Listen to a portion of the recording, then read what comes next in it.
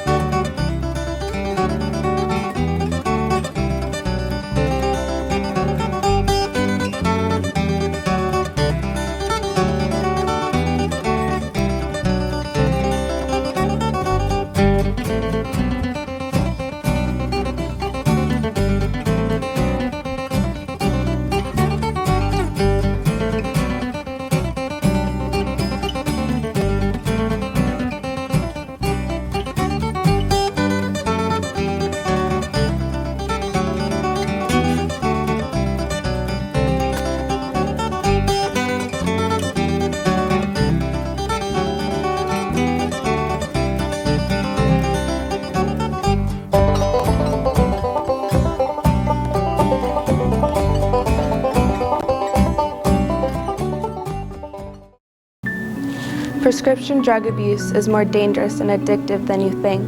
Painkiller abuse can cause addiction, serious side effects, and even death. Prescription drug abuse before the age of 16 can lead to a greater risk of dependence later in life.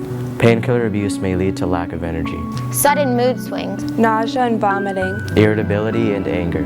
Inability to concentrate. Don't let prescription drugs ruin your life. It's time to get help. It's time to get help. It's time to get help.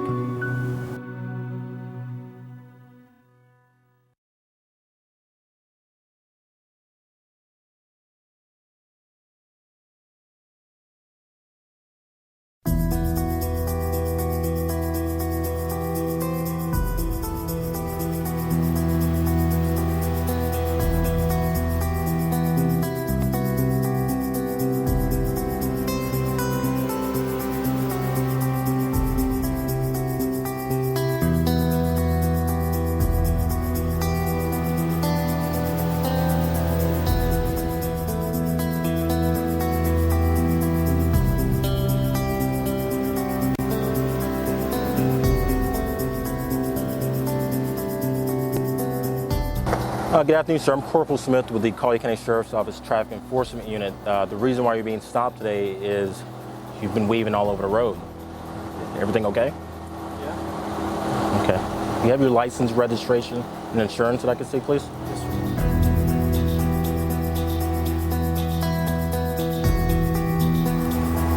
sir. Sir, I need your driver's license.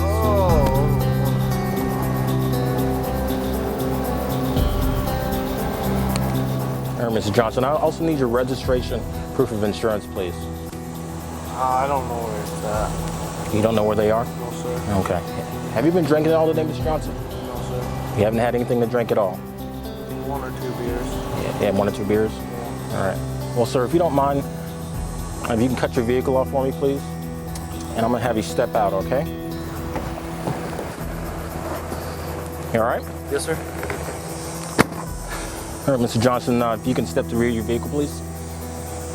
So I have a reason to believe that you may be impaired. So I'm just gonna ask that you perform some field sobriety exercises just to dispel my belief that you are able to operate your vehicle. Is that all right with you? Sure. Okay.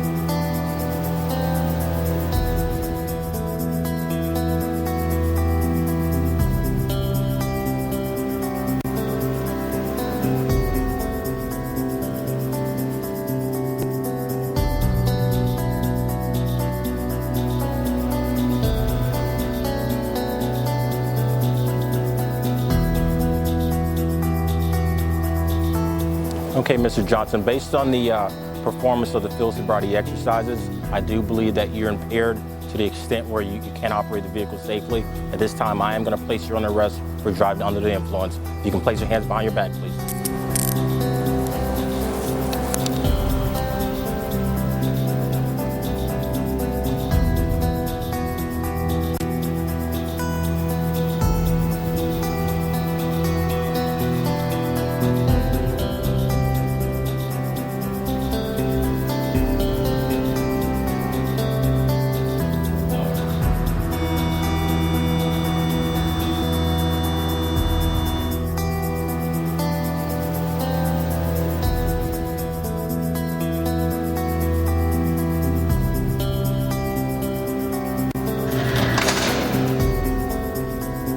You have been found guilty of DUI, third offense, and I hereby impose the following sentence.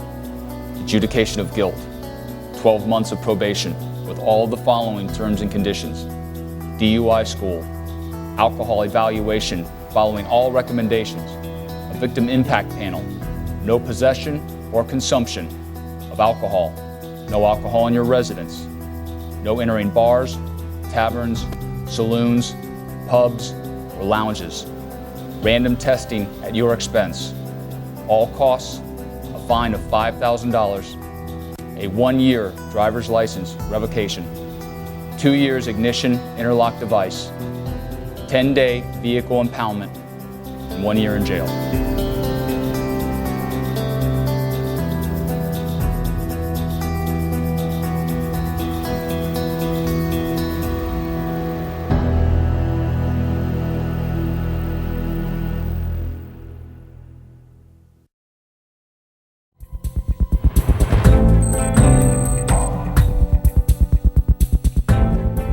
just a matter of weeks, 5 extremely violent home invasions have taken place within miles of each other in Collier County. Families have been tied up, threatened at gunpoint, while masked men rummage through their homes, stealing cash, jewelry, and even cars.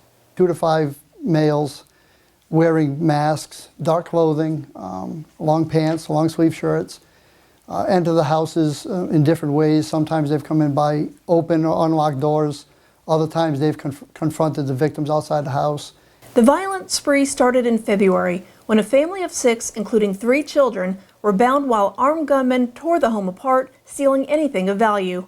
The fury continued in the Gray Oaks community of North Naples, where the robbers confidently crusaded through a garage door, terrorizing its residents. It's been a long time of being bound and held at gunpoint in your home. People in there for 30 to 40 minutes sometimes. So yes, I'm sure it's been quite traumatic. And while it's not known for sure if all 5 robberies are linked to the same individuals, investigators say there are far too many similarities to discount that they're not. This surveillance video from one of the robberies shows the suspects very casually approaching one of the homes, showing no nerves or indication of the horrendous act that they're about to perpetrate. They seem to be pretty organized and pretty calm and comfortable with what they're doing. The last home invasion was on April 3rd, when the masked men barged into a home in Quail West. 4 days later, a task force was formed with representatives from the Naples Police Department, the Collier County Sheriff's Office, the Marco Island Police Department, the Florida Department of Law Enforcement, and even the FBI. And it's not just law enforcement that wants to see these violent predators put behind bars.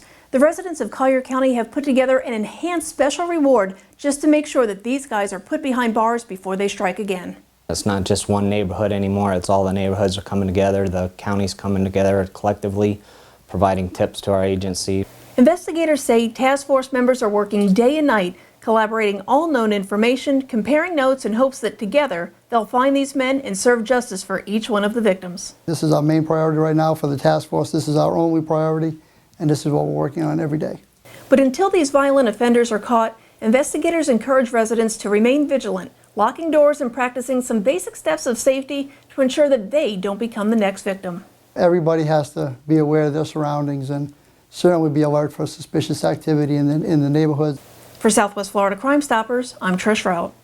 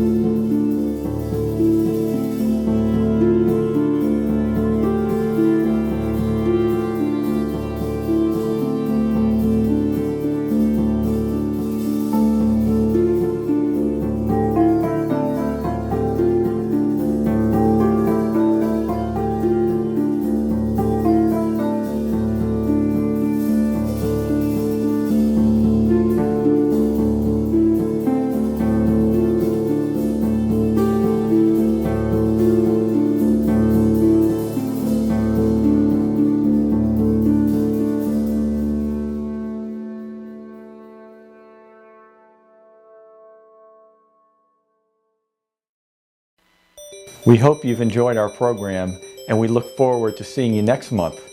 Thank you for being our partner for a safe community.